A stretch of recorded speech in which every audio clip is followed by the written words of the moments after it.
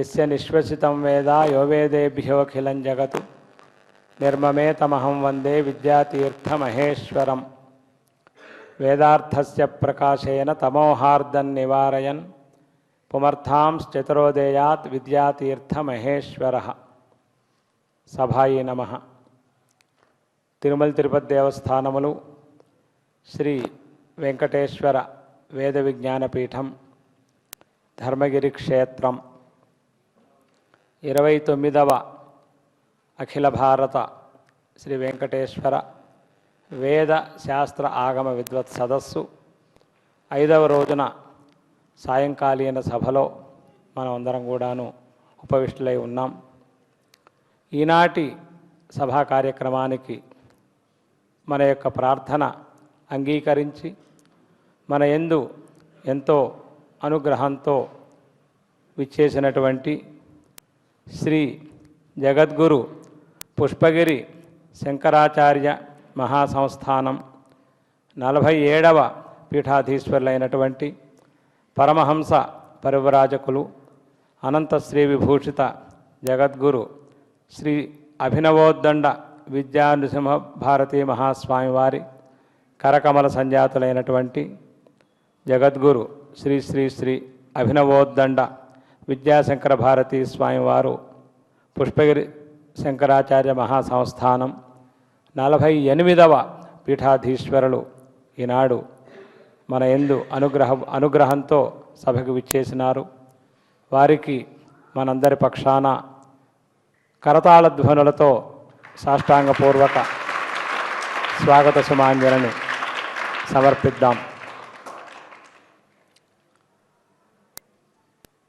47వ పీఠాధీశ్వరులు అభినవోద్దండ విద్యానరసింహ భారతీ మహాస్వామి వారిని మేము 1972వ సంవత్సరం నుంచి వారితో మాకు ఎంతో పరిచయ భాగ్యం కలిగింది. తెనాలిలో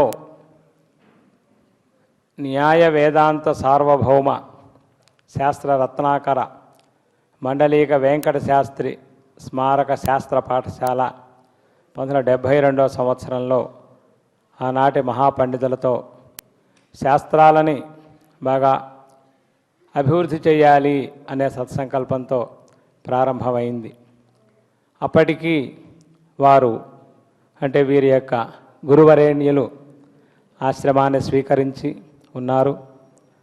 వారు కూడా ఆ పాఠశాలలో కొంత శాస్త్ర వ్యాసంగం అంటే సర్వసంగ పరిత్యాగులై వైరాగ్యనిష్ఠులై ఆశ్రమాన్ని స్వీకరించిన తర్వాత కొంత వేదాంత విచారణ చేసే సంప్రదాయం ఉన్నది కనుక ఆ విధంగా వారు ప్రధానంగా ప్రస్థానత్రయం అవన్నీ కూడాను వారు అక్కడ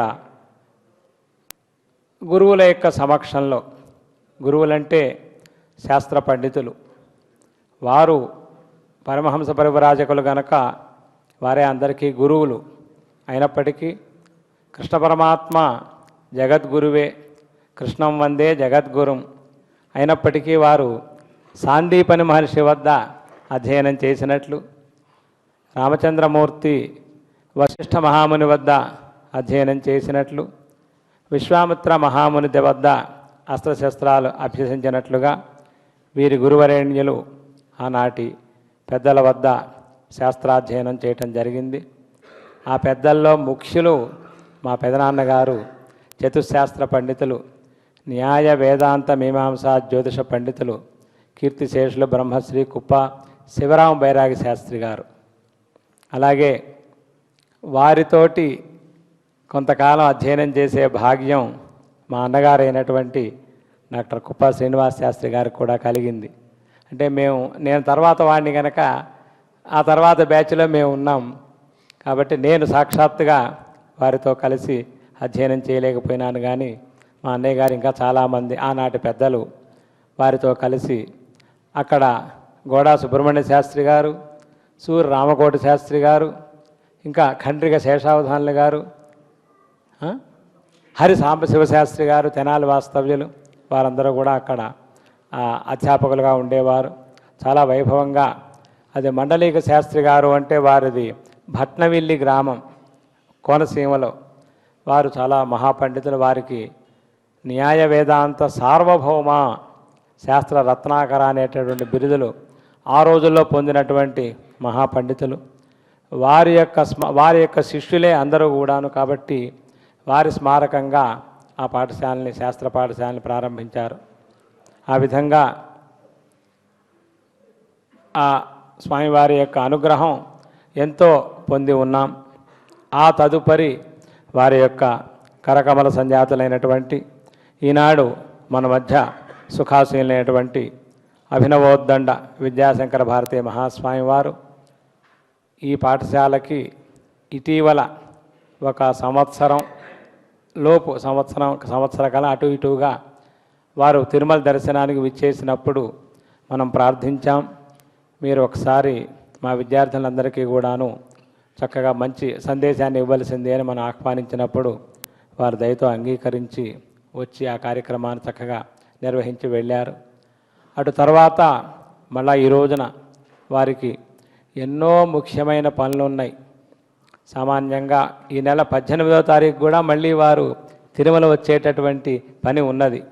అయినప్పటికీ కేవలం మన వేద విజ్ఞాన పీఠం యందు, మన వేదశాస్త్ర ఆగమ విద్య సదస్సు ఎందు ఉండేటటువంటి ప్రీతితో ఇవాళ ఉదయమే వారు హైదరాబాదులో కనకదుర్గ అమ్మవారికి నిన్నటి రోజున కుంభాభిషేకం చేసి ఇవాళ మన కోసం అనుష్ఠానం అంతా ముగించుకొని వారు ఎంతో శ్రమపడి మన వచ్చినందుకు మరొక్కసారి మనం అందరం కూడా వారికి కరతాళ ధ్వనులతో స్వాగతాన్ని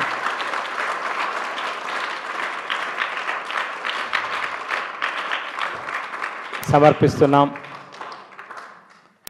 మనందరికీ కూడా తెలుసు, 4 ఆశ్రమములు: బ్రహ్మచర్యం, గార్హస్థ్యం, వానప్రస్థం, సన్యాసం అనేటటువంటివి. బ్రహ్మచర్యాదేవ ప్రవ్రజేత అనేటటువంటి సిద్ధాంతాన్ని అనుసరించి ఇటువంటి మహాపురుషులు అంటే వారు కేవలం వారికేమీ స్వార్థం ఉండదు, లోకరక్షణ. ఎందుకంటే పుష్పగిరి మహాసంస్థానంలో ఆ చంద్రమౌళీశ్వరారాధన ఎంతో వైభవంగా ఉంటుంది. ఎన్నో మరకత స్ఫటిక లింగాలన్నీ కూడా ఉన్నాయి. అవన్నీ కూడా అభిషేకం చేయడం మేమందరం కూడా ఆ రోజుల్లో చూసాం. ఇప్పటికీ ఆ విధంగా వైభవంగా జరుగుతూ ఉన్నది. ఒకప్పుడు ఏలూరులో అనుకుంటాను వీరి గురువరేణ్యులకి హరివారింట్లో మేమందరం అంటే పెద్ద పండితులందరూ కలిసి స్వయంగా వారికి అభిషేకం చేశారు. మేము కూడా చెంబులతో నీళ్లు పోసాం. ఒక పెద్ద గుండిగతో వారు హాయిగా అలా పరమేశ్వరుడు ఎలాగైతే అభిషేకం చేయించుకుంటాడో మేము చిన్నపిల్లలంగా ఇంకా ఉత్సాహంగా ఎక్కువ నీళ్లు పోసాం. మేము పెద్దవాళ్ళు అయితే జాగ్రత్తగా అభిషేకం చేసి మేము మాకు ఉత్సాహంతో అలా కూడా వారు ఏమిటి హాయిగా ఆయన యోగంలో ఉన్నట్లుగా వారు ఉన్నారు. అటువంటి అనుబంధాలు కూడా మాకు పెద్దల దయ వల్ల కలిగినాయి. దాంట్లో మరి ఇప్పుడు ఉన్నటువంటి వారు వీరు చక్కగా బ్రహ్మచర్యం నుంచే వారు ఆ యత్యాశ్రమంలోకి వచ్చి ఆ ధర్మాలన్నీ కూడా పాటిస్తూ మంచి వాగ్వైభవం కలిగి ఇవాళ మన యొక్క హిందూ ధర్మం, సనాతన ధర్మం, వైదిక ధర్మం, భారతీయ ధర్మం, ఇవి పదాలు వేరేనా అదొక్కటే సనాతన ధర్మం. ఆ ధర్మం ఒక్కటే మనకు లోకా సమస్త సుఖినో భవంతు అని చెప్తున్నటువంటి ధర్మం. అటువంటి ధర్మాన్ని రక్షించటానికి, ఆచరించటానికి, పురోగమించటానికి ఎన్నో కార్యక్రమములు చేస్తూ ఉన్నారు. మన శ్రీ వెంకటేశ్వర భక్తి ప్రసార మాధ్యమంలో కూడా వారు నరసింహ పురాణం ఇత్యాది ప్రవచనాలన్నీ కూడా చాలా అద్భుతంగా మంచి గంభీరమైనటువంటి వారి యొక్క కంఠధ్వనితో చక్కగా అందరికీ అనేక విషయాలు. ఎందుకంటే నరసింహ పురాణం అనేటటువంటిది సామాన్యంగా అందరికీ అందుబాటులో ఉన్నటువంటిది కాదు. భాగవతం, రామాయణం, మహాభారతం అంటే అందరికీ తెలుస్తుంది. నరసింహ పురాణం అంటే అది ఎక్కడుందో వెతకాలి, దాన్ని పరిశోధన చేయాలి, అందులో ఉండే విషయాలు చక్కగా అందరికీ తెలిసేట్టు చెప్పాలి. బహుశా నృసింహోపాసకులేమో వారు అని అనుకుంటున్నాను నేను. అది ఉంటుంది ఎందుకంటే కాబట్టి అభినవోద్ధన ఉంది కనుక మరి వారి గురువరేణ్యులు విద్యా నృసింహ భారతీ స్వామివారు, వీరేమో విద్యాశంకర భారతీ స్వామివారు. నిన్నటి రోజున మనకు నెరూరు పీఠాధిపతులు విచ్చేశారు. వారేమో విద్యాశంకర సరస్వతీ స్వామివారు, వీరేమో విద్యాశంకర భారతీ స్వామివారు. ఏమీ తేడా లేదు. వారు కూడా అద్వైత పీఠాధిపతులే, వీరు కూడా అద్వైత పీఠాధిపతులే. నామ కూడా ఇక్కడ నిన్న అనుకున్నాం, విద్యా శంకర సరస్వతి అంటే అది ఒక త్రివేణి సంగమము అని అనుకున్నాం. విద్యా శంకర సరస్వతి, ఇవాళ విద్యా శంకర భారతి. ఇవాళ కూడా మనకు త్రివేణి సంగమం అనేటటువంటిది మనకు శ్రీవారి అనుగ్రహంతో ప్రాప్తమైంది. భారతి అంటే వైదిక విద్య, విద్య అంటే లౌకిక విద్య. ఇవన్నీ కూడా మనకు అనుగ్రహించేటటువంటి వారు ఎవరు అంటే శంకరులు. శంకర అంటే ఎవరు అంటే శం కరోతీతి శంకర. కాబట్టి అందుకనే మన శృంగేరి జగద్గురువులు కూడాను నమశంకరాయ అనే మహామంత్రాన్ని అందరూ కూడా నిరంతరం స్మరించండి అని అందరికీ ఉపదేశించారు. ఈ యొక్క మహామంత్రం ఎక్కడ ఉంది అంటే కృష్ణయజుర్వేదంలో ఉంది. మామూలుగా త్రయీ విద్య అని అంటాం. త్రేతాగ్నులు, 3 లోకములు, త్రిమూర్తులు, త్రిశక్తులు, అలాగే త్రేతాగ్నులు ఇక్కడ మనం ప్రత్యక్షంగా దర్శనం చేస్తున్నాం. గార్హపత్యము, దక్షిణాగ్ని, ఆహ్వనీయం అనేటటువంటివి. ఈ గార్హపత్యం అనేది ఏమిటి అంటే సాక్షాత్తు బ్రహ్మస్వరూపం. దక్షిణాగ్ని అనేటటువంటిది దక్షిణ భాగంలో ఉన్నటువంటి అర్ధచంద్రాకారంలో ఉన్నటువంటి అగ్ని సాక్షాత్తు విష్ణు స్వరూపం. అక్కడ చతురస్రంగా ఉన్నటువంటి అగ్ని దానికి ఆహ్వనీయం, అదేమో మహేశ్వర స్వరూపం. బ్రహ్మణే గార్హోపత్యాయ, విష్ణవే దక్షిణాగ్నయే, శివాయ ఆహ్వనీయాయ. ఈ 3 అగ్నులను కలిపేటటువంటి వేది ఉన్నది కదా, అదే శక్తి. శక్త్యై వేద్యై నమో నమః. నమస్తే గార్హోపత్యాయ, నమస్తే దక్షిణాగ్నయే, నమ ఆహ్వనీయాయ, మహావేద్యై నమో నమః. ఎందుకంటే బ్రహ్మ విష్ణు మహేశ్వరులకి ఆ శక్తినిచ్చేటటువంటి అమ్మవారు ఉండాలిగా. అయితే శక్తిమతో రభేద, అది మళ్ళా అద్వైతం. సరే, ఆ శక్తిమంతుడు, శక్తి వేరు శక్తిమంతుడు వేరు అంటానికి అవకాశం లేదని శాస్త్రమే నిష్కర్షగా చెప్పింది. శక్తిమతో రభేద, గంధవత్వంచ గంధయేవా అని చెప్తుంది శాస్త్రం. కాబట్టి కాబట్టి ఏమిటంటే 3 త్రిమూర్తులు, త్రిశక్తులు, 3 లోకములు, 3 వేదములు. కాబట్టి ఏమిటి అంటే అటువంటి ఆ వైభవంలో మనం ఉన్నాం కనుక స్వామివారు ఇటు శ్రౌతయాగం లేదు, అదే చెప్తున్నారు. నవరాత్రముల్లో కూడాను ఈ శ్రౌతయాగంలో పాల్గొన్న ఋత్విక్కులందరూ కూడా వచ్చి ఆ అమ్మవారి యొక్క ఆరాధన చేస్తూ ఉంటారు అని. ఎందుకంటే మనం లోకం క్షేమంగా ఉండాలి అంటే అటు అమ్మవారిని ఆరాధించాలి, నరసింహస్వామి వారిని ఆరాధించాలి. నరసింహస్వామి వారి యొక్క ఆరాధన వల్లనే శ్రీధరాచార్య స్వామి వారు శ్రీమద్భాగవతానికి ఉత్తమమైనటువంటి వ్యాఖ్యానం రాయగలిగాను అని ఆయనే చెప్పుకున్నారు. శ్రీధర సకలం వేత్తి శ్రీ నృసింహప్రసాదత, వ్యాసో వేత్తి శుకో వేత్తి నృపో వేత్తి నవేత్తివా, శ్రీధర సకలం వేత్తి శ్రీ నృసింహప్రసాదత అని అంటాడు. శ్రీమద్భాగవతం ఎవరికి అర్థమవుతుందండి? భాగవతం అంటే మహాసముద్రం. విద్యావతాం భాగవతే పరీక్ష.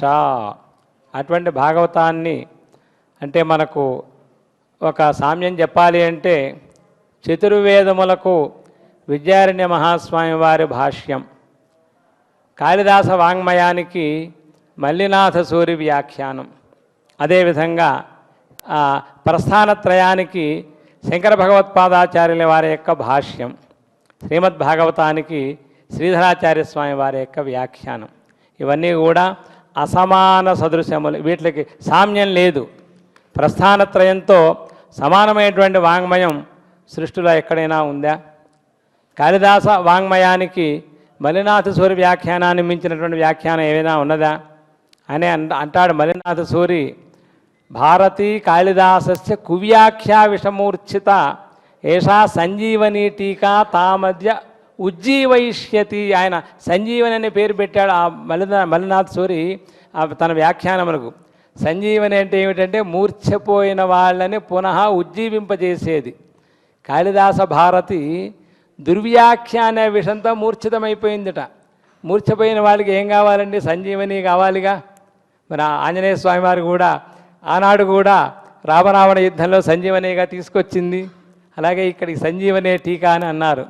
మరి అలాగే ప్రస్థానత్రయం అంటే ఏమిటో తెలియక ఎంతోమంది కొట్టుమిట్టాడుతుంటే వేదముల యొక్క సారం అంతా కూడా ప్రస్థానత్రయంలో ఉంటే, అంటే ప్రస్థానత్రయము అంటే భగవద్గీత, ఉపనిషత్తులు, బ్రహ్మసూత్రములు, వాటి యొక్క సమగ్ర వ్యాఖ్యానం, అంటే వేదముల యొక్క సారమంతా కూడా అందులో ఉంటే అదంతా కూడా ప్రపంచానికి తెలియపరిచినటువంటి ఏకైక వ్యక్తి శంకర భగవత్పాదాచార్యులు వారు. ప్రస్థానత్రయానికి భాష్యం రచించినటువంటి వారు మరొకరు ఎవరు మనకు లేరు, దొరకట్లేదు, లేరనే చెప్పాలి మనం. కాబట్టి ఇతర పండితులు ఏకదేశానికి అంటే ఒక సూత్రములకో భగవద్గీతకో లేకపోతే ఉపనిషత్తులకో మాత్రమే వ్యాఖ్యానం రచించి ఉండవచ్చు.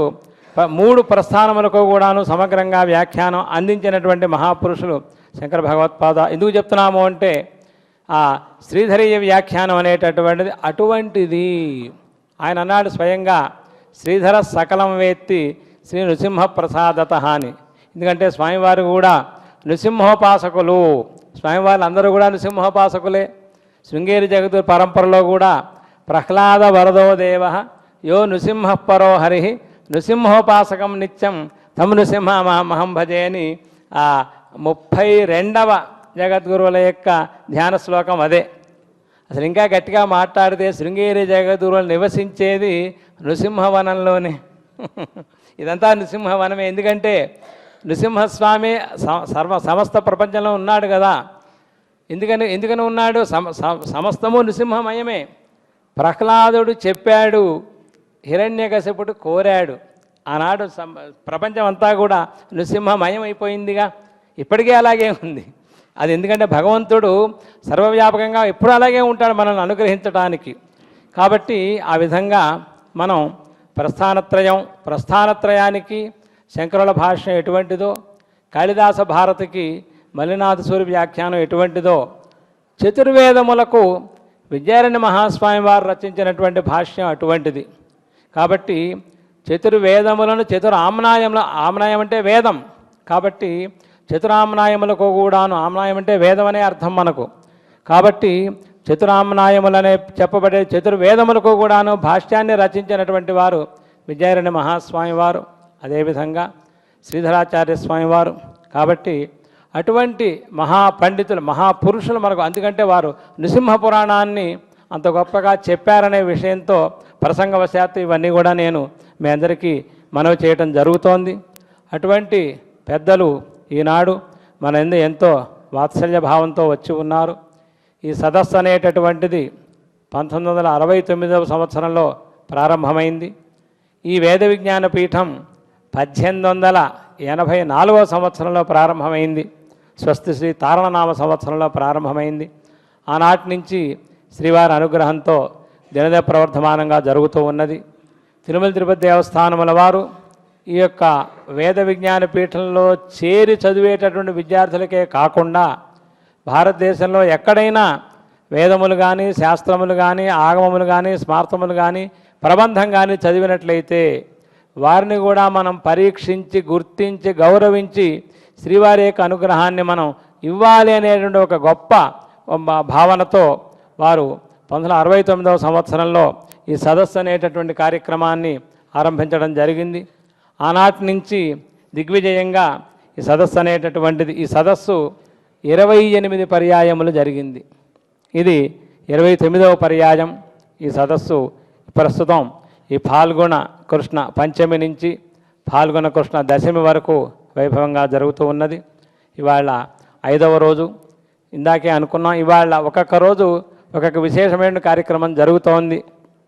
నిన్నటి రోజున ఈ సదస్సులో ప్రాచీన అధ్యాపకులు ఎవరైతే ఉన్నారో వారందరినీ కూడా గౌరవించడం జరిగింది.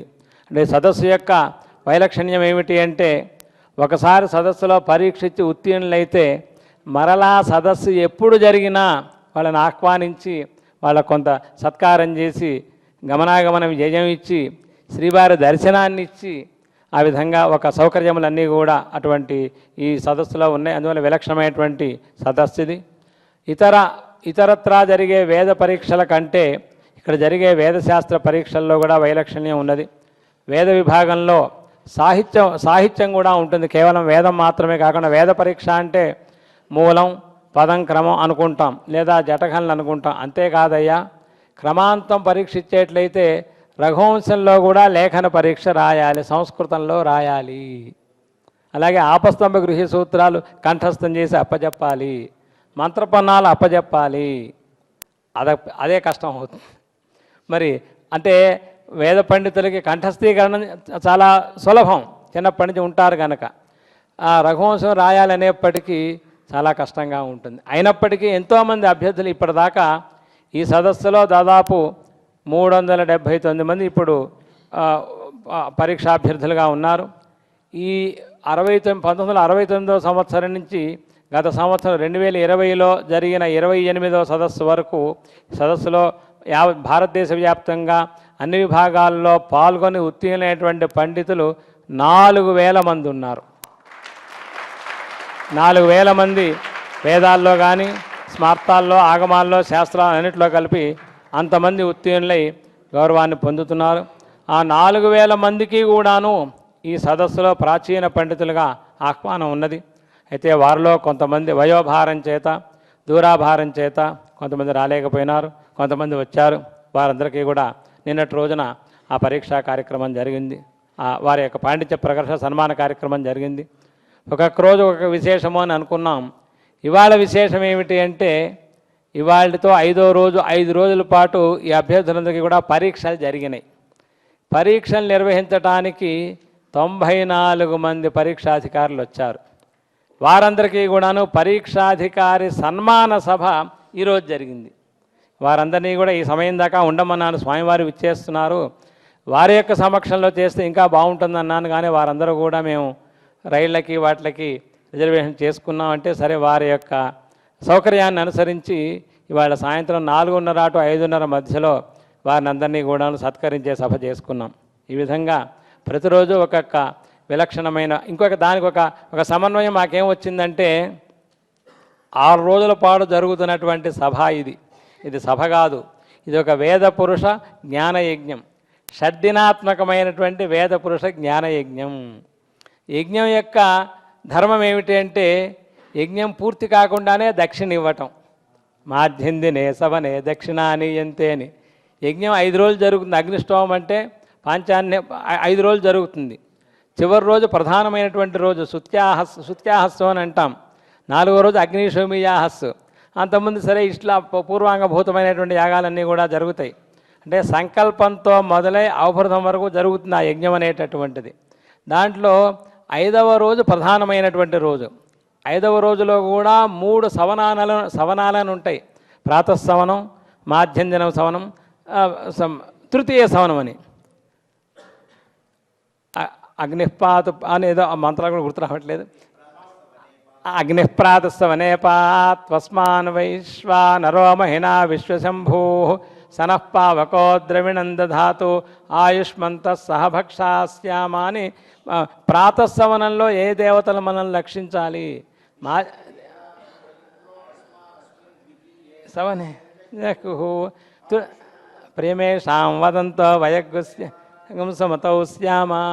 తృతీయ సవనానికి కూడా సవనం నా మృతేన ఏచం సమైరయంత తే సౌధన్వనా స్వరాన శానా సృష్టిన్నో అభివసీయో నయంతు అని 3 సవనాల్లో కూడా 3 దేవతలు అందరూ కూడా మనం రక్షించాలి అని. మాధ్యంద్ర సవనం దగ్గరికి వచ్చేప్పటికీ అంటే మాధ్యందినే సవనే దక్షిణానీయంతే అని. కాబట్టి ఆ సిద్ధాంతాన్ని కూడా అనుసరించి 6 రోజుల వేదపురుష జ్ఞానయజ్ఞంలో 5వ రోజునే పరీక్షాధికారులు అందరికీ కూడాను సత్కారం చేయడం అనేటటువంటిది జరిగింది. రేపటి రోజున ఉత్తీర్ణులైనటువంటి విద్యార్థులందరికీ కూడాను సత్కారం చేయడం అనేటువంటి కార్యక్రమం జరుగుతుంది. రేపటి రోజున ఆ కార్యక్రమంలో మనల్ని కూడాను అనుగ్రహించడానికి శ్రీ శ్రీ జగద్గురు శంకరాచార్య మహాసంస్థానం, దక్షిణామనాయ శ్రీ శృంగేరి శారదాపీఠాధీశ్వరులు, అనంత శ్రీ విభూషితులు జగద్గురు భారతీతీర్థ మహాస్వామి వారి కరకమల సంజాతులైనటువంటి అనంత శ్రీ విభూషిత జగద్గురు విధుశేఖర భారతీయ మహాస్వామి వారు కూడా దయతో అంగీకరించారు. రేపటి రోజున వారు వచ్చి సమాపనోత్సవంలో పాల్గొని అందరికీ కూడా విజయ పత్రికలు అవన్నీ కూడా అనుగ్రహిస్తారు. ఈ విధంగా ఇటువంటి మహోన్నతమైనటువంటి కార్యక్రమంలో ఈ రోజున మన యొక్క ఆహ్వానాన్ని దయతో అంగీకరించి వచ్చినటువంటి శ్రీ శ్రీ శ్రీ అభినవోద్దండ విద్యాశంకర భారతీయ మహాస్వామి వారిని మనందరినీ కూడా ఉద్దేశించి అనుగ్రహ భాషణం చేయవలసిందిగా మనందరి పక్షాన ప్రార్థన చేస్తూ ఇంతటితో నేను ఉపసంహరిస్తున్నాను. ఓం నమో వెంకటేశాయ. స్వస్తి.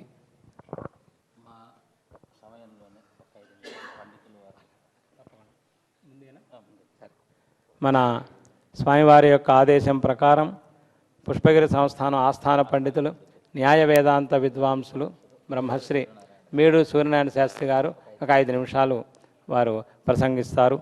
వారికి స్వామివారి యొక్క అనుమతితో వారిని ప్రసంగించవలసిందిగా ప్రార్థిస్తున్నాను.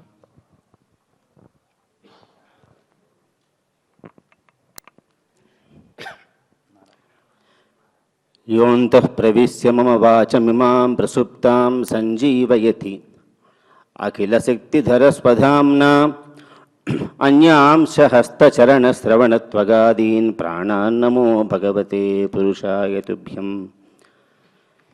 కమనీయ కిశోరముగ్ధమూర్తేః కలవేణుక్వణితాదృతాననేందోః మమ వాచి విజృంభతాం మురారేః మధురిం నః కణికాపి కాపి కాపి.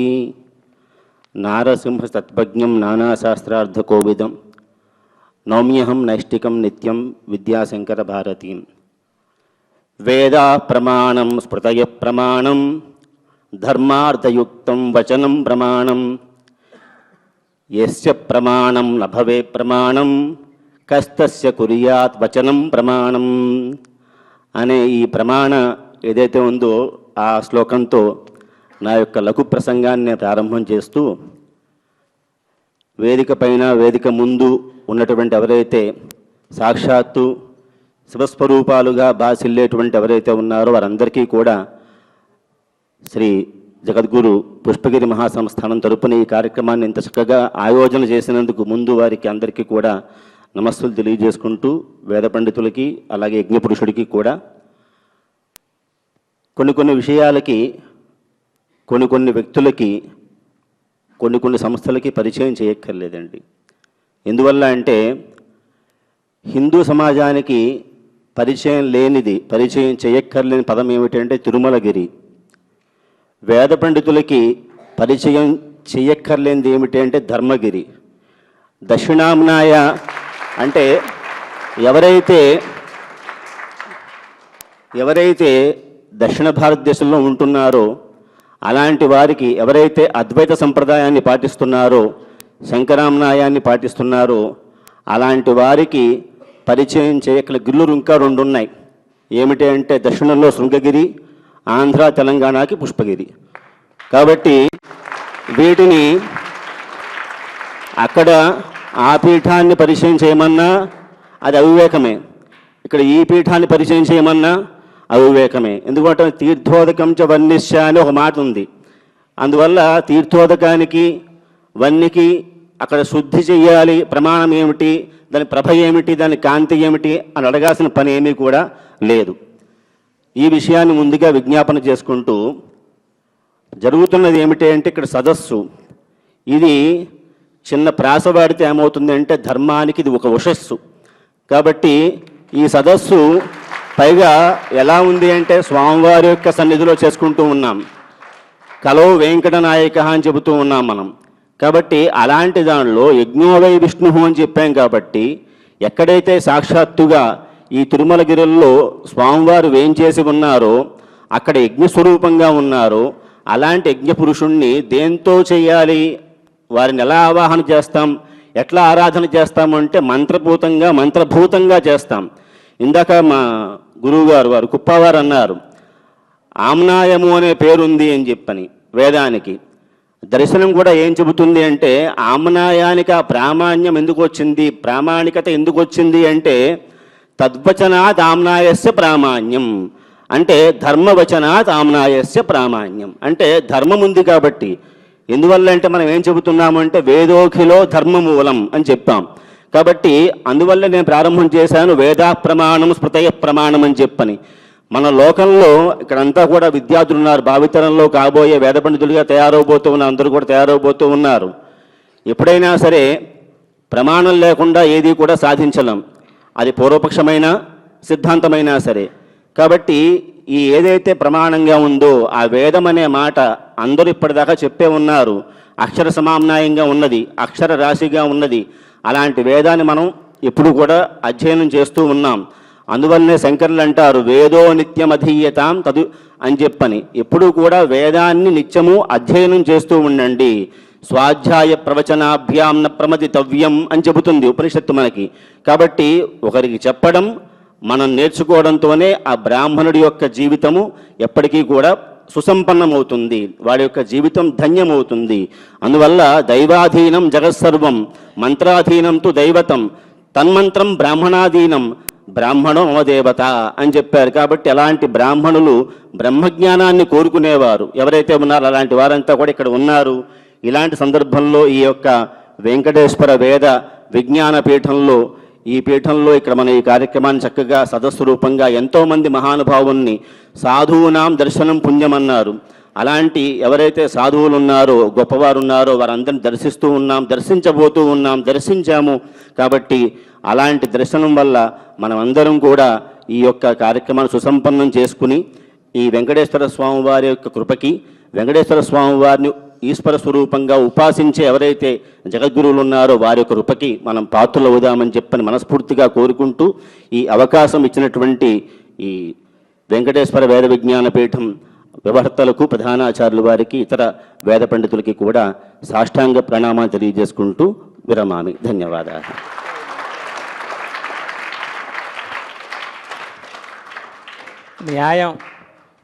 న్యాయం చదువుకుంటే అన్యూనానతిరిక్తత్వం వస్తుంది, పర్యాప్తి ఒకటి ఉంది అక్కడ. కాబట్టి 5 నిమిషాలంటే 5 నిమిషాల్లోనే వారు అవకాశం ఇచ్చారు. చక్కగా ఒక విషయాన్ని చెప్పారు. దక్షిణంలో శృంగగిరి, ఆంధ్రలో పుష్పగిరి. ఆంధ్ర ఇప్పుడు 2గా అయింది కనుక ఆంధ్ర తెలంగాణ, లేకపోతే ఆంధ్రలో 2 అక్షరాలు అక్కడ. దక్షిణంలో శృంగగిరి, ఆంధ్రలో పుష్పగిరి. పుష్పగిరి చాలా పుష్పాల యొక్క కొండ, అక్కడేమో అది శృంగగిరి. అసలు వాస్తవంగా అది శృంగగిరే, వ్యవహారంలో అది శృంగేరి అని అయింది. దానికి పూర్వం ఏమిటంటే ఋష్యశృంగపురం. అది ఋష్యశృంగాయ మునయే విభాండక సుతాయ చ నమ శాంతాసమేతాయ సద్య సద్వృష్టి హేతవే. వర్షం కావాలంటే ఇలా ధ్యానించాలి, వరదలు ఎక్కువైతే వృష్టి స్తంభనహేతవే అని ధ్యానించాలి. అదే ఋష్యశృంగాయ మునయే విభాండక సుతాయ చ నమ శాంతాసమేతాయ వృష్టి స్తంభన హేతవే. వరదలు ఎక్కువైతే వర్షాలు కావాలి, ఒకప్పుడు వర్షాలు ఉండవు, అప్పుడేమో సద్య సద్వృష్టి హేతవే అని. కాబట్టి ఆ ఋష్యశృంగపురం అక్కడ గిరిలు ఉంటాయి కనుక గిరి శృంగగిరి కాస్త వ్యవహారంలో శృంగేరి అయింది. అలాగే పుష్పగిరి ఇక్కడే మార్చడానికి అవకాశం లేదు, పుష్పగిరిని మార్చడానికి అవకాశం లేదు, 4 అక్షరాలు అలాగే ఉంటాయి కనుక అటువంటి ఇది చక్కటి ఒక మంచి విషయాన్ని చెప్పారు. వారికి కృతజ్ఞతలు తెలియపరుస్తూ ఈ సభాంతంలో శ్రౌతయాగంలో పాల్గొంటున్నటువంటి 16 మంది ఋత్విక్కులకి, అలాగే చతుర్వేద సంహిత ఆహ్వానంలో పాల్గొంటున్నటువంటి 16 మంది ఋత్విక్కులకి కూడాను సత్కార కార్యక్రమం స్వామివారి యొక్క సమక్షంలో జరుగుతుంది. ఈ లైవ్ కార్యక్రమం వారి యొక్క ఉపన్యాసం ఒక అరగంట సేపు ఉంటుంది. అది అయిన తర్వాత పండితులందరూ కూడా సన్నద్ధంగా ఉండవలసిందిగా తెలియపరుస్తూ స్వామివారిని అనుగ్రహ భాషణం చేయవలసిందిగా సభాముఖంగా ప్రార్థిస్తున్నాను.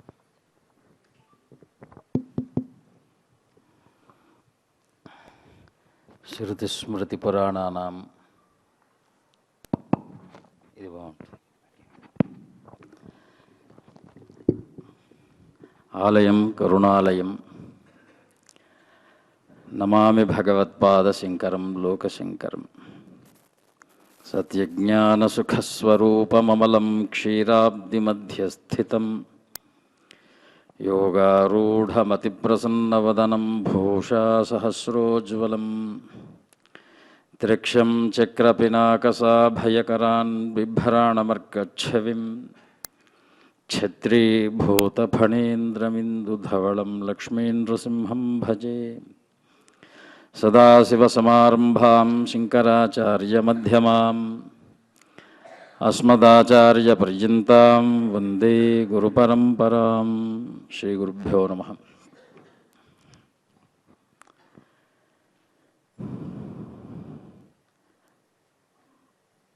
ఈ ధర్మగిరి వేద విజ్ఞాన పీఠం, శ్రీ వెంకటేశ్వర వేద విజ్ఞాన పీఠం, వేద శాస్త్ర ఆగమ విద్వత్ సదస్సు. ధర్మగిరి అంటేనే మా పండితుల వారు ఇందాక చెప్పారు, విద్వాంసులకు ఇది ఒక క్షేత్రం. తిరుమలగిరి ఆపై ధర్మగిరి. వేదము సాక్షాత్తు పరమాత్మ స్వరూపం. వేదం నుంచినే పురాణాలు, ధర్మములు అన్నీ కూడా వేదానికి రూపాన్ని చెప్పేది, వేద విధిని ఆచరింపజేసేది, తత్కాల విహితమైనటువంటి అంశాలను తెలియజేసేది పురాణం. తదాచరణ విధినంతా కూడా మనకు సూచించేది ధర్మం. మంత్రాత్మకమైనటువంటి అభ్యాసం చేత కేవలము లోకంలో ధర్మాన్ని భావితరాలకు అందించేటువంటి ప్రయత్నంలో మనం యజ్ఞాలు చేస్తూ ఉంటాం. సదస్సులు, సభలు, వాక్యార్థ సభలు ఇవన్నీ కూడా తదనంతర కాలానికి వేదము యొక్క ప్రాముఖ్యతను వర్ణిస్తూ, వేదము లేకపోతే జగత్తు లేదు. ఆ వేదము ఎప్పుడూ కూడా ఇందాక ఆమ్నాయ స్వరూపంగా, అక్షర సమామ్నాయ స్వరూపంగా, సకల ధర్మములకు మూలంగా, వేదోకిలో ధర్మ మూలం, ఇది అందరూ కూడా మనకు చెప్తున్నటువంటి మాట. ధర్మానికి మూలం వేదమే. ధర్మము అనేటువంటి విషయాన్ని మనం శాస్త్ర ఇతిహాస పురాణాలన్నిటినీ కూడా దానికి మూలమైనటువంటి అర్థం ఏమిటి అంటే ఇందాక మా పండితులు వారు చెప్పారు, తత్శబ్దము చేత మాత్రమే దానికి మనం నిర్వచనం చెప్పవచ్చు.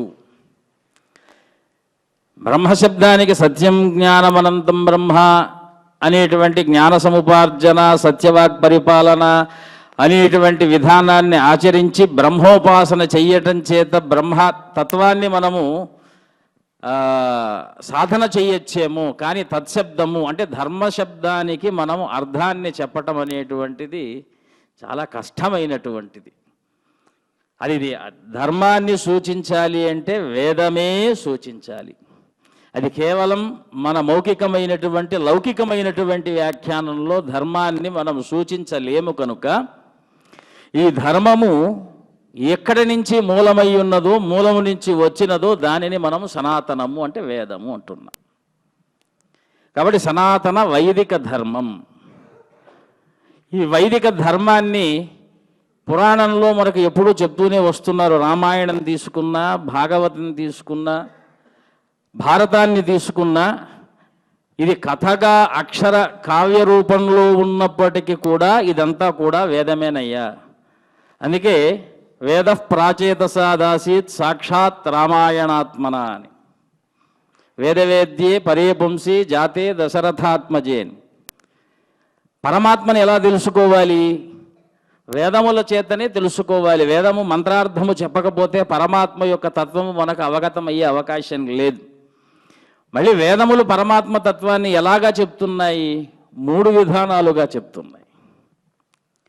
ఒకటి ప్రజ్ఞానం బ్రహ్మ. ఈ ప్రజ్ఞానం బ్రహ్మ అనేటువంటిది అభ్యాసము చేత, గురువుల దగ్గర శుశ్రూష చేత, గురువుల దగ్గర అభ్యాసము చేయబడినటువంటి విద్యను గట్టి చేసుకోవటం చేత, నువ్వు గురువు గారి యొక్క మన్నన పొందిన తరువాత నిన్ను ప్రజ్ఞానవంతుడిగా గురువు గారు ఆమోదిస్తే అప్పుడు నీలో ప్రజ్ఞానం పరిపూర్ణమైనట్టు. అయినప్పటికీ కూడా నువ్వు పూర్ణమైనటువంటివి బ్రహ్మవేత్తవి కావు.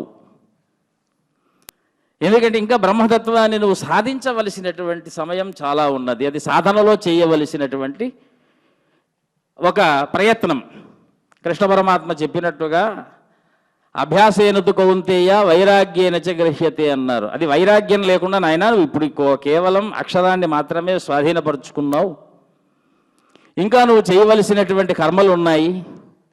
ఆ కర్మలకు తగినటువంటి ఎన్నో విషయాలను తెలుసుకోవాలి, అనుభవంలోకి తెచ్చుకోవాలి, కర్మఫలాన్ని త్యాగం చేయాలి. ఆ తర్వాత త్యాగేనైకే అమృతత్వ మానసు అని మనకు వేదాంతం చెప్తున్నది. కనుక వేదము అన్నిటికీ మూలము. వేదాధ్యయనము చేయకపోతే, వేదాధ్యయనం అనేటువంటి విషయమునందు నువ్వు ప్రవృత్తుడవు కాకపోతే నీకు ధర్మము యొక్క స్వరూపము తెలిసే అవకాశము లేదు. అందుకే రామాయణానికి ప్రాచేతస పుత్రుడైనటువంటి వాల్మీకి అయినటువంటి ఆయనకు ప్రాచేతసుడని పేరు. అందుకే వేద ప్రాచేతసాదాసీత్ సాక్షాత్ రామాయణాత్మన. నేను రాస్తున్నా, నన్ను ప్రేరణ చేసినటువంటి వాడు బ్రహ్మదేవుడు. ఆ బ్రహ్మదేవుడు నేనేమిటయ్యా, రామాయణాన్ని రాయటం ఏమిటయ్యా, నేనైతే కేవలము అక్షరజ్ఞానం కూడా నాకు అంతంత మాత్రం ఉన్నటువంటి వాడి నేనే అంటే నువ్వు ఏమీ భయపడాల్సిన అవసరం లేదు. బ్రహ్మజ్ఞానం నీలో పుడుతుంది.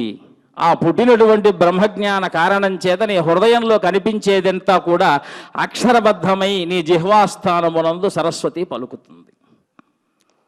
అందుకే ఆయన ఏమన్నారు, నేను రాశానని అంటం లేదు ఆయన. వేదవేద్యే పరే పుంసే జాతే దశరథాత్మజే. దశరథాత్మజుడిగా ఆ వేదవేద్యుడైనటువంటి పురుషోత్తముడు నారాయణుడే సాక్షాత్తు భూలోకంలో అవతరించి ధర్మాన్ని ఆచరింపదలుచుకుంటే ఆ కావ్యం ఎలా ఉంటుంది అంటే ఆది కావ్యమై, వేదానికి మూలమై, వేద ధర్మములకు మూలమై, శాస్త్ర ఆగమాలకు మూలమై, సకల నిగమాగమ సార హృదయమై, ఆది కావ్యమై, వాల్మీకి హృదయంగమై, అందులో ఉండేటువంటి అనేక వర్ణనలన్నీ కూడా మనకు ఆది కావ్య రూపంలో అది సాక్షాత్తు వేదంగానే ప్రతిభాసిస్తున్నాయి. ఇక్కడ వేదమే మూలము. ఇక్కడ మనం చెప్పుకోవలసింది ఏమిటి అంటే వేదవేద్యుడైనటువంటి పరమాత్మ ఆనాడు అయోధ్యలో త్రేతాయుగంలో అయోధ్యలో వారి యొక్క యజ్ఞం ద్వారా స్వామివారి యొక్క అవతరణ జరిగింది. ఇది మనకు మంత్రంలో యజ్ఞేన యజ్ఞమయజంత దేవాహ. కాబట్టి మేము ఒకసారి గురువు గారిని అడిగాం, విద్యా నృసింహ భారతీ స్వామివారు అస్మద్ గురువరేణ్యులను.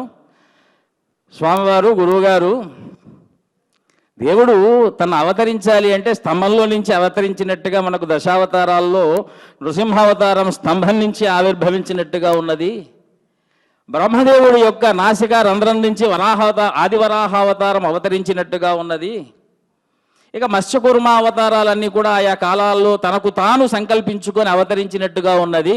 కానీ ఒక్క రామావతారానికి మాత్రమే యజ్ఞం ద్వారా రావలసినటువంటి అవసరం ఏమున్నది? వారు తలుచుకుంటే దశరథుడి యొక్క ఆత్మజుడిగా ఎట్లయినా రావచ్చు కదా. అంటే యజ్ఞము లోకోత్కృష్టమైనటువంటి ధర్మమయ్యా. లోకంలో ఉత్కృష్టమైనటువంటి ధర్మాన్ని పాటించాలి అంటే ఆ యజ్ఞేశ్వరుడైనటువంటి నారాయణుడు లోకంలో సాక్షాత్తు ఆ ధర్మాన్ని అవలంబించేటువంటి యజ్ఞశక్తిగానే రావాలి అన్నారు. ఈవేళ ఇక్కడ ఉన్నటువంటి పండితులందరూ కూడా వేద అధ్యయనం చేసినటువంటి వాళ్ళు శ్రౌతము, వాజపేయము, సోమయాగము ఇలాంటి అతిరాత్ర ఆప్తోరియామాది శతక్రతువులు ఎందుకు చెయ్యాలి అని తపన పడుతూ ఉంటారు అంటే ఆ యజ్ఞపురుషుడు అనేక యాగ ఫలాల ద్వారా, యజ్ఞముల ద్వారా, యాగములో చేయబడినటువంటి మంత్రశక్తి ద్వారా పరమాత్మ మళ్ళీ భూమి యందు అవతరించాలి అంటే అనేక యజ్ఞముల యొక్క తపస్సు లోకంలో జరగాలి. అందుకే చూడండి, వేద విద్య చదువుకున్నటువంటి పండితులందరూ కూడా యజ్ఞ సాధనార్థమే వారి జీవితాన్ని పూర్వమంతా కూడా గడుపుతూ వచ్చారు. వారి జీవితంలో ఉచ్ఛ్వాస నిశ్వాసలన్నీ కూడా యజ్ఞ సాధనములే. యజ్ఞం చెయ్యాలి. ఏదో స్వర్గకామోయే చేత అనేటువంటి వాక్యాన్ని అనుసరించి యజ్ఞం చేయటం కాదు. ఆ స్వర్గము అనేటువంటిది లోకంలో ప్రతి మనిషి అనుభవించాలి అంటే భూలోకంలో యజ్ఞము జరగాలి. వీరు స్వర్గానికి పోతే స్వర్గం వస్తుందనేటువంటి మాట కాదండి. యజ్ఞం చేస్తే భూతలమే స్వర్గం అవుతుంది. అనేటువంటి ఉద్దేశ్యం మనకు వేద మంత్రాల్లో అనేకం చెప్తూ వస్తున్నప్పటికీ కూడా వేదార్థాన్ని అంటే వేదము యొక్క వైశిష్ట్యాన్ని మనం చెప్పుకునేటువంటి దానిలో భారతానికి వచ్చామనుకోండి, భారతంలో కూడా ధర్మేచ అర్థేచ కామేచ మోక్షేచ భరతర్షభ యది హస్తి తదన్యత్ర ఎన్నే హాస్తి నతత్ క్వచిత్ అన్నారు. అది పంచమవేద సారమై ఉన్నది. సాక్షాత్తు ధర్మమునందు కానీ, అర్థమునందు కానీ, కామ్యమునందు కానీ, మోక్షమునందు కానీ ఏదైనా సరే దీనిలో ఉంటే తదుపరి లోకంలో ఉన్నట్టు, ఇందులో లేకపోతే తదుపరి లోకంలో లేనట్టు.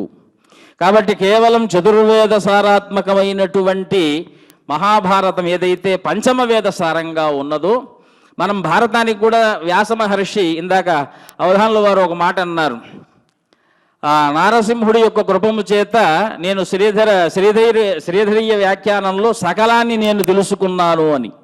వ్యాసుడికి అన్నీ తెలుసో తెలియదు, శుకుల వారికి అన్నీ తెలుసో తెలియదు, మిగిలిన వారందరికీ తెలుసో తెలియదు, కానీ నృసింహస్వామి వారిని ఆరాధించే వారికి మాత్రం సకలం తెలుస్తుంది. అందుకే ఉపాస్మహే నృసింహాఖ్యం బ్రహ్మవేదాంత గోచరం భూయోల్లాసిత సంసార ఛేదహేతుం జగద్గురుం అన్నారు ఆయన.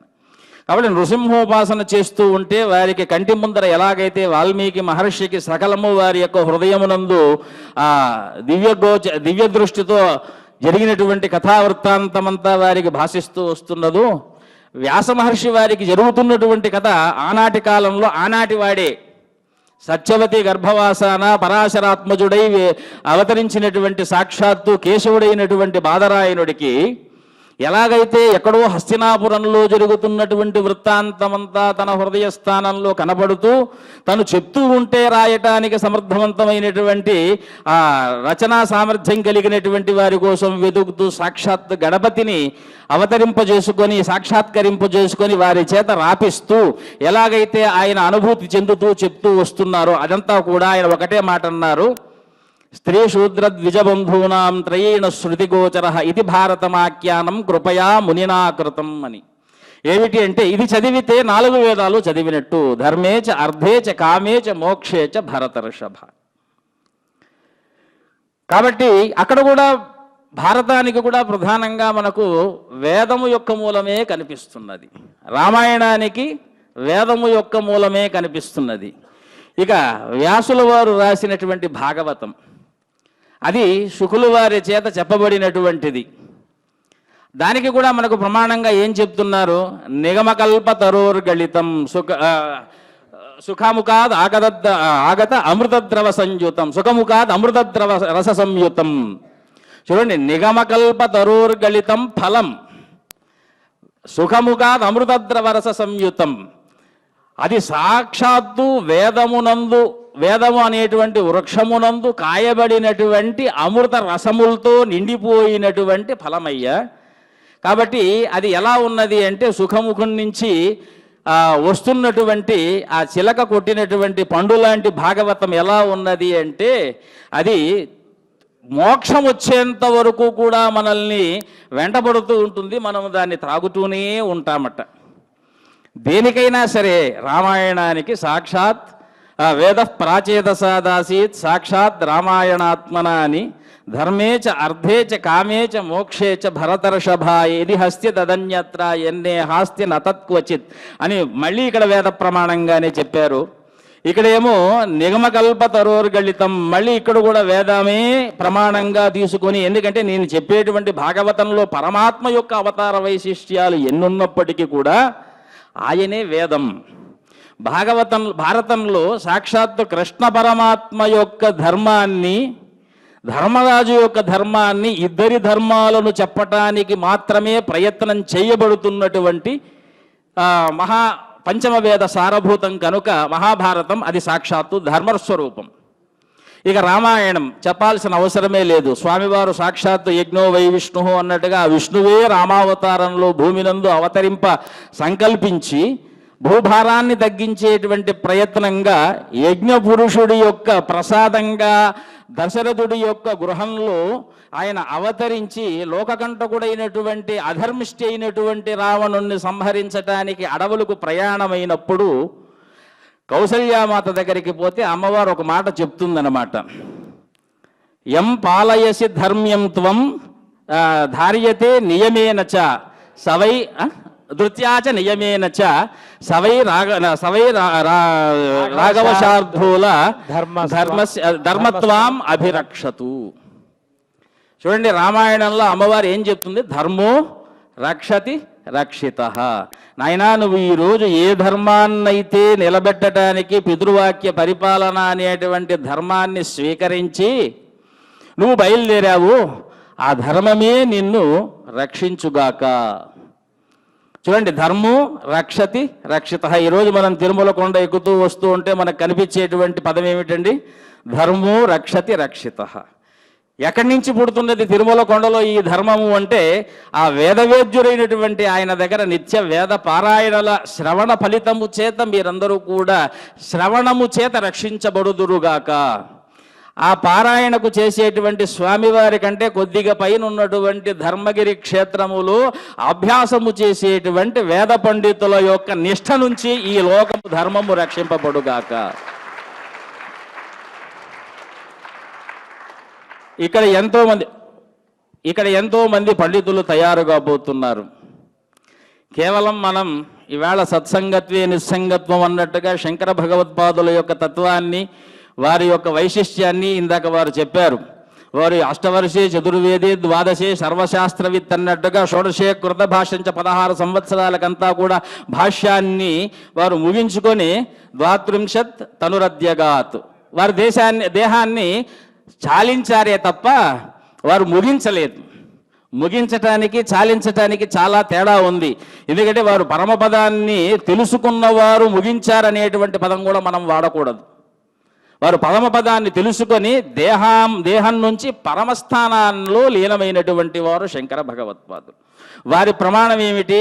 అష్టవర్షే చతుర్వేది ద్వాదశే సర్వశాస్త్రవిత్ షోడశే కృత భాష్యంచ. ఈరోజు ధర్మగిరిలో మనకు ఏం జరుగుతున్నది అంటే, అందరికీ 8 ఏళ్లకే వేద విద్యను అభ్యసింపజేస్తున్నారు. 12, 13, 14 ఏళ్ళు వచ్చే లోపల శాస్త్రాధ్యయనం వారి చేత చేయిస్తున్నారు. వారు 16 ఏళ్ళు వచ్చేటప్పటికీ వారు భాష్యం రాయకపోయినా సరే వాళ్ళకు ఒక పట్టభద్రత అనేటువంటి చేతిలో పెట్టి, లోకంలో మీరు పోయి ఇటువంటి వేద పండితుల్ని తయారు చేయమని చెప్పి, ఇలాగా లోకాన్ని రక్షించటానికి ధర్మగిరి క్షేత్రము కూడా ఒక మహా శృంగగిరిలాగా, ఒక పుష్పగిరిలాగా, అఖండమైనటువంటి అక్షరగిరిలాగా, వేదగిరిలాగా. ఎందుకంటే వృక్షాన్ని మనం ఎప్పుడూ కూడా వేదంతోనే పోలుస్తున్నాం. చిట్ట చివరిగా ఈ వృక్షము కింద ఆశ్రయాన్ని పొందుతున్నటువంటి మీరందరూ కూడా ధన్యులు. మీకు విద్యాసరస్వతి ఎప్పుడూ కూడా అండదండలతో, లక్ష్మీదేవి లోటు లేకుండా సరస్వతి వైభవంతో, మనకు మనుధర్మశాస్త్రం ఒక ధర్మం చెప్తుంది, బ్రాహ్మణస్య చ దేహోయం నోపభోగాయ కల్పతే ఇహక్లేశాయ మహతే ప్రేత్యానంత సుఖాయచ అని.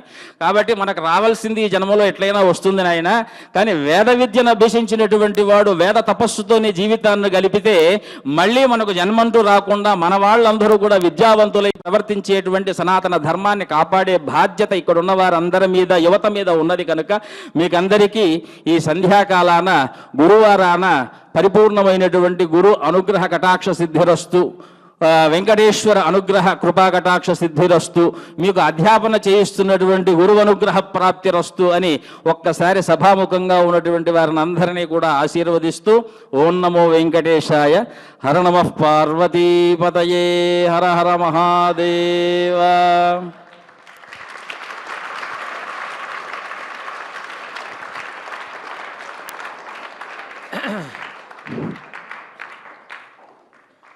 స్వామివారికి శ్రీ వెంకటేశ్వర వేద విజ్ఞాన పీఠం, తిరుమల తిరుపతి దేవస్థానములు, శ్రీ వెంకటేశ్వర వేద శాస్త్ర ఆగమ విద్వత్ సదస్సు పక్షాన ధన్యవాదములు తెలియపరుస్తూ, శంకర భగవత్పాదాచార్యుల వారి గురించి అద్భుతమైనటువంటి విశ్లేషణ చేశారు వారు. శంకర భగవత్పాదాచార్యుల వారిని గురించి చెప్తూ పెద్దలు చెప్పేది ఏమిటంటే, అవతీర్ణశ్చ కాలట్యాం కేదారేంతర్హితశ్చయ చతుష్పీఠ ప్రతిష్టాత జయతాత్ శంకరో గురు. కాలట్యాం అవతీర్ణ అంటే దిగారు. కేదారే అంతర్హిత, కేదార క్షేత్రం నుంచి అంతర్హితులైనారు. ఈశ్వరుడు నిత్యము, సత్యము, అనాది అనంతుడు. పరమేశ్వర స్వరూపమైనటువంటి వేదములు అపౌరుషేయములు, అనాది నిధనములు.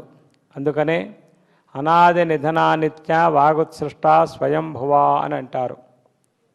అలాగే వేద ప్రమాణంగా వాచా విరూప నిత్యయా, విరూప నిత్యయా, వివిధయా నిత్యయా వాచా. కాబట్టి అటువంటి విషయాన్ని వారు మనకు చక్కగా అందజేశారు. పరమేశ్వరుడు మన కోసం కిందికి దిగి వస్తాడు. దానికి ప్రమాణం ఏమిటంటే, చతుర్భిస్సహ శిష్యైస్తూ శంకర అవతరిష్యతి. ఎందుకంటే ఆయా యుగములలో లోకాన్ని రక్షించటానికి ఆ భక్తుల యొక్క ప్రార్థనను అంగీకరించి పరమాత్మ ఆయా రూపాల్లో ఆవిర్భవించారు. మరి కలియుగంలో మనందరి యొక్క స్థితి ఉత్తమంగా ఉండాలి, సుఖంగా ఉండాలి. ఎందుకంటే ఆనాడు 72 విమతాలు వచ్చేసినాయి. ఒక విమతం ఉంటేనే చాలా కష్టం. 72 ప్రతిపక్షాలు ఉంటే ఎలా ముందుకు వెళ్ళగలం? అటువంటి ద్విసప్తతి మతములను కూడాను, అంటే ఏమిటా మతములు అంటే అవైదిక మతములు. వేదములు ఏం చెప్తున్నాయి అంటే, మనందరం కోరేది చెప్తున్నాయి. మనందరం ఏం కోరుతున్నాము? సుఖం మే భూయాత్ దుఃఖం మే మా భూత్. నాకెప్పుడు సుఖమే కావాలి, ఎప్పుడు దుఃఖం వద్దు. ఎలా వస్తుందయ్యా నీకు సుఖము? ధర్మం వల్ల వస్తుంది. దుఃఖం ఎలా పోతుంది? అధర్మాన్ని మానేస్తే పోతుంది. మరి ఏది ధర్మం ఏది అధర్మం నాకు ఎలా తెలుస్తుంది? తస్మాత్ శాస్త్రం ప్రమాణంతే కార్యాకార్య వ్యవస్థితవు. కార్యం చేయవలసింది ధర్మము, అకార్యం చేయకూడనది అధర్మము. కాబట్టి ధర్మాధర్మములను నిరూపించేటటువంటిది వేదము. ఆ వేదముల యొక్క తాత్పర్యం తెలియకపోయినట్లయితే ధర్మాన్ని ఆచరించలేం, అధర్మాన్ని ఆచరిస్తాము. దుర్యోధనుడు అంతటి వాడు మహాభారతంలో చెప్తాడు, ధర్మం తెలుసు, దాన్ని అనుష్ఠించలేకపోతున్నాను, అధర్మం కూడా తెలుసు, దాన్ని మానలేకపోతున్నాను. మరి ఎటువంటి అవస్థను పొందాడో దుర్యోధనుడు. మరి ధర్మరాజేమో ధర్మమయమై యుధిష్ఠిర ధర్మమయో మహాద్రుమ. దుర్యోధనుడేమో గొప్ప కోపం కలిగినటువంటి గొప్ప ద్రుమంట. కాబట్టి ఏమిటంటే, జానామి ధర్మం నహిమే ప్రవృత్తి, జానామ్యధర్మం నచమే నివృత్తి అని అంటాడు. అందువల్ల స్వామివారు అద్భుతమైనటువంటి అటు మహాభారతాన్ని స్పృశిస్తూ ముఖ్యంగా రామాయణం గురించి మాట్లాడుతూ, రామాయణం అంటే వేదమే. అందుకనే మనం వేదాధ్యయనం చేయలేకపోయినామనే చింత అక్కర్లేదు. మనందరం రామాయణాన్ని పారాయణ చేసినట్లయితే, వేదం పారాయణ చేస్తే ఎంత ఫలితం వస్తుందో అదే ఫలితం వస్తుంది. ఎందుకంటే వేదమే రామాయణము, వేదమే మహాభారతము. చతుర్వేదముల యొక్క సారములే అష్టాదశ మహాపురాణములు. ఇతిహాస పురాణాభ్యాం వేదం సముపబ్రహ్మయేత్. ఇంకా గట్టిగా మాట్లాడితే 4 వేదాల్లో 1,00,000 మంత్రాలు ఉన్నాయి. అష్టాదశ మహాపురాణాల్లో 4,00,000 శ్లోకాలు ఉన్నాయి. 4 రెట్లు ఎక్కువ పురాణాలు. ప్రతి అక్షరము కూడా వేద మంత్రమే. అదే వారు చెప్తూ, వేదమే రామాయణంగా ఆవిర్భవించింది. ఎందుకంటే రామచంద్రమూర్తి వేదవేద్యుడు. వేదవేద్యుడిని చెప్పడానికి వేదమే కావాలి తప్ప మరొక ప్రమాణం ఎలా మనకు కుదురుతుంది? మన ఆస్థాన పండితులు కూడా ఆ సమస్తము కూడా ప్రమాణాధీనమై ఉంటుందనే విషయాన్ని మానాధీన మేయసిద్ధి. అందుకనే జగద్గురువులు పదవాక్య ప్రమాణ పారావార పారీణులు. పదశాస్త్రం అంటే వ్యాకరణ శాస్త్రం, వాక్యశాస్త్రం అంటే మీమాంసా శాస్త్రం, ప్రమాణ శాస్త్రం అంటే తర్కశాస్త్రం. ప్రమాణం లేకుండా ఏది మనం మాట్లాడలేం. ప్రమాణరహితంగా మాట్లాడితే అది అబద్ధమవుతుంది, ప్రమాణ సహితంగా మాట్లాడతానే అది సుబద్ధమవుతుంది. కాబట్టి ప్రమాణాధీన ప్రమేయ సిద్ధి. ఏమిటి ప్రమాణము? ప్రమాణాలు చాలా ఉన్నాయి. ప్రత్యక్ష, అనుమాన, ఉపమాన శబ్దములని. ప్రత్యక్షం మాత్రమే ప్రమాణం కాదు. ప్రత్యక్షం ఒక్కటే ప్రమాణమైతే మనకు పూర్ణిమ నాడు కనిపించే చంద్రుడు ఇంతే ఉండాలి. ఇంత ఉంటాడా? ప్రత్యక్షంగా ఇంతే కనిపిస్తున్నాడు కాబట్టి చంద్రుడు ఇంతే ఉంటాడని ఎవరైనా చెప్పగలరా? కాబట్టి ప్రత్యక్ష మాత్రం ప్రమాణం కాదు. అదే ప్రత్యక్షమేకం ప్రమాణం అనేటటువంటి చార్వాకులు ఉన్నారు. వారందరినీ కూడాను ఖండించవలసి వచ్చింది. వారిని ఖండించడం అంటే వారి యొక్క సిద్ధాంతాన్ని వారికి చక్కగా ఇది అవైదికమయ్యా అని వారికి తెలియపరచవలసి వచ్చింది. సరే, ప్రత్యక్షం కాదు, ప్రత్యక్షం వల్ల అవదు కనుక అనుమానం అనే ప్రమాణం ఉంది. ప్రత్యక్షోపజీవకత్వాత్ ప్రత్యక్షానంతరం బహువాది సమ్మతత్వాత్ అనుమాన ప్రామాణ్యం నిరూప్యతే అని అంటారు. కాబట్టి అనుమానం అంటేనే అదే అర్థం, అనుసృత్య మానవని. కాబట్టి ప్రత్యక్షానంతరం అనుమాన ప్రమాణం, తరువాత ఉపమాన ప్రమాణం, ఉదాహరణ అన్నమాట. ఉదాహరణతో కూడా కొన్ని విషయాలు తెలుస్తాయి. అరణ్యంలో ఉండేవాడికి ఒక జంతువు, దాని పేరు గవయం ఎలా ఉంటుంది అంటే గో సదృశో గవయ అని అంటారు. అబ్బాయి ఇంట్లో ఆవును చూస్తున్నావు కదా, ఇప్పుడు ఎవరో ఆవులను చూడట్లేదు, ఇంట్లో ఎక్కడ ఇళ్ళల్లో ఆవులు పెట్టుకునే అవకాశమే లేదు. అందుకనే గోసేవ చేయాలి, గోశాలలు పెరగాలి. అందుకని అని మన తిరుమల తిరుపతి దేవస్థానములు గోసేవ చేయటంలో ఉత్తమమైనటువంటి స్థానంలో ఉంటాయి. అసలు గట్టిగా ఆలోచిస్తే గోవుని రక్షించటానికే శ్రీవారు ఈ తిరుమల క్షేత్రంలో తమ యొక్క అవతారాన్ని ప్రారంభించారు. ఒక గొల్లవాడు గోవుని కర్రతో కొట్టబోతుంటే ఆ గోవుని రక్షించి ఆ దెబ్బ తాను స్వీకరించారు. ఎందుకు? గోవుని రక్షించాలి, మనకు దెబ్బ తగిలినా పర్వాలేదు. ఎందుకంటే నమో బ్రహ్మణ్యదేవాయ గోబ్రాహ్మణ హితాయ చ జగద్ధితాయ కృష్ణాయ గోవిందాయ నమో నమః. మనందరం కూడా త్రికాల సంధ్య చేస్తాం. త్రికాల సంధ్యలో కూడా మనం చిట్ట చివరిలో చెప్పేది ఏమిటంటే చతుస్సాగర పర్యంతం గోబ్రాహ్మణేభ్య శుభం భవతు. మొట్టమొదటి గోవుకి శుభం కావాలి. బ్రాహ్మణేభ్య అన్నం బ్రాహ్మణుడికి మాత్రమే ఎక్కడం లేదు, బ్రాహ్మణాది చాతుర్వర్ణ్యములకు, బ్రాహ్మణాది సమస్త వర్ణములకు కూడాను శుభం కావాలి.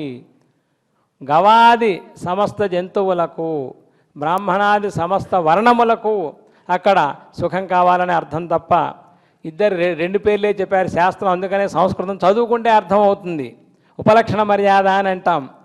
గోబ్రాహ్మణేభ్య అంటే అందుకనే అక్కడ పోని గోబ్రాహ్మణేభ్య గోవుకి బ్రాహ్మణికి ఇద్దరికే రావాలి అంటే ద్వివచనం వాడచ్చుగా. ఏకవచనం, ద్వివచనం, బహువచనం ఉన్నాయి మన సంస్కృతంలో, ఇంగ్లీష్లో లేదు. సింగులర్ ప్లూరలే ఉంది. కాబట్టి ఆంగ్ల భాష ప్రభావం ఉంటే అలా ఎవరైనా పొరపాటు పడవచ్చు. అందువల్ల సంస్కృత భాష నేర్చుకున్నట్లయితే, అందుకనే మన యొక్క వేద విజ్ఞాన బిడ్డల విద్యార్థులందరికీ కూడాను వాళ్ళు వేదం చదివినా, ఆగమం చదివినా, స్మార్థం చదివినా, ప్రబంధం చదివినా వాళ్ళందరికీ కూడాను సంస్కృత సాహిత్యం కూడా వాళ్ళకి నియమంగా పాఠం చెప్పడం జరుగుతోంది. కాబట్టి ఆ విధంగా వారు ఏమన్నారంటే వేదవేద్యే పరే పుంసి జాతే దశరథాత్మజే వేద ప్రాచేత సాదాసీత్ సాక్షాత్ రామాయణాత్మ. ఇక్కడ మనం ఒక విషయాన్ని కూడా తెలుసుకోవాలి. ప్రాచేతసుడు ఆయన తపస్సు చేసి వాల్మీకి అయినాడు. వాల్మీకంలోంచి బయటికి రావటం వల్ల ఆయన వాస్తవంగా ఎవరు అంటే ప్రచేతసులు, ప్రచేతసుల యొక్క వంశంలో ఆవిర్భవించిన వాడు. కాబట్టి ఆయన ఎవరో నిమ్న జాతి వాడు అనుకోవడానికి అవకాశం లేదు. ఆయన కూడా మావాడు అనుకుంటే అనుకోవచ్చు, ప్రపంచమంతా మనదే వసుధైక కుటుంబకం అనుకోవచ్చు. కానీ లేకపోతే ఆది కావ్యాన్ని గాయత్రి వ్యాఖ్యారూపమైనటువంటి ఆ రామాయణాన్ని రాయటం ఎవరి వల్ల అవుతుంది? వేదవేద్యుడైనటువంటి పరమాత్మని లోకానికి అందించేటువంటి అవకాశం ఎవరికి వస్తుంది? ప్రాచేతసుడు కనుకనే ఆయనకు వాల్మీకి అనే పేరు ఎందుకు వచ్చిందయ్యా అంటే చూడండి, భీష్ముడికి ఆ పేరు ఎందుకు వచ్చింది? ప్రతిజ్ఞ చేశాడు కనుక. ఆయనకి వేరే పేరుంది, అదే పౌరాణికులను అడిగితే చెప్తారు, ప్రస్తుతం నాకు గుర్తు రావట్లేదు. దేవవ్రతుడు ఆయన. కానీ దేవవ్రతుడు అంటే కంటే భీష్ముడు అంటేనే ఎక్కువ తెలుస్తుందన్నమాట. ఆ విధంగానే వాల్మీకి అంటే ప్రాచేతసుడే. ఆయన ఏమన్నారు అంటే, ఆయన అందువల్ల నుంచి ఆయన ఎటువంటి వాడంటే, కూజంతం రామరామేతి మధురం మధురాక్షరం ఆరుహ్య కవితాశాఖం వందే వాల్మీకి కోకిలం. ఆయన కాకిలాగా కోయట్లేదు, కోకిలలాగా కూస్తున్నాడు. అది చాలా మధురంగా ఉంటుంది, శ్రవణపేయంగా ఉంటుంది. కాబట్టి అటువంటి వాల్మీకి మహాముని ఆయన సాక్షాత్తు ప్రాచేతసుడు. ఆయనలోంచి ఆయన ఆవిర్భవింపచేశాడు. అటువంటి శ్రీమద్ రామాయణం మనకు వేదమూలకమైనటువంటిది. అందువల్ల అటువంటి శంకర భగవత్పాదాచార్య వారు ఎంత కృషి చేశారు. వారికి 8 సంవత్సరాల వయస్సు వచ్చేప్పటికీ అష్టవర్షే చతుర్వేది, ద్వాదశే సర్వశాస్త్రవితు, షోడశే కృతవాన్ భాష్యం, ద్వాత్రింశే మునిరభ్యగాత్ అని ఆ విషయాన్ని కూడా వారు మనకు చక్కగా అందించారు. అటువంటి మహా విషయములన్నీ కూడా, గొప్ప విషయములన్నీ కూడా మనం తెలుసుకున్నాం. భాగవతం కూడా ఎటువంటిదయ్యా అంటే, నిగమములు వేదములనేటటువంటి కల్పవృక్షంలోంచి ఆవిర్భవించిన రసరూపమైన ఫలమయ్యా వేదము. కాదండి, ఫలం కాదు, రసం అంటారా? వేదమనే కల్పవృక్షంలోంచి ఆవిర్భవించినటువంటి ఫలరూపమైన రసము ఏదైనా అనుకోండి. ఎందుకంటే కేవలం రసం అంటానికి వీలే, రసం అయితే కారిపోతుంది. మరి ఫలం అంటే దాంట్లో కొంత బయటపడే తొక్క గింజలు అవన్నీ కూడా ఇందులో బయటపడేయాల్సింది. భాగవతంలో ఒక అక్షరం కూడా మనం వదలటానికి వీల్లేదు. కాబట్టి రసరూపమైన ఫలరూపమైన రసమని నిగమకల్పతరోర్ గళితం అనేటువంటి విషయాన్ని కూడా వారు చక్కగా మనకు అందించారు. అటువంటి ఎంతో మనందరినీ కూడా ఉత్తేజితులు చేసేటటువంటి ఈ వేదశాస్త్రాగమ సదస్సులో వారి యొక్క అనుగ్రహ భాషణానికి మనందరం కూడా మరొకసారి కరతాళ ధ్వనులతో ధన్యవాదములు సమర్పిస్తూ వారిని మన తిరుపతి దేవస్థానం పక్షాన వారికి వందనం చేద్దాం. ఓం నమో వెంకటేశాయ.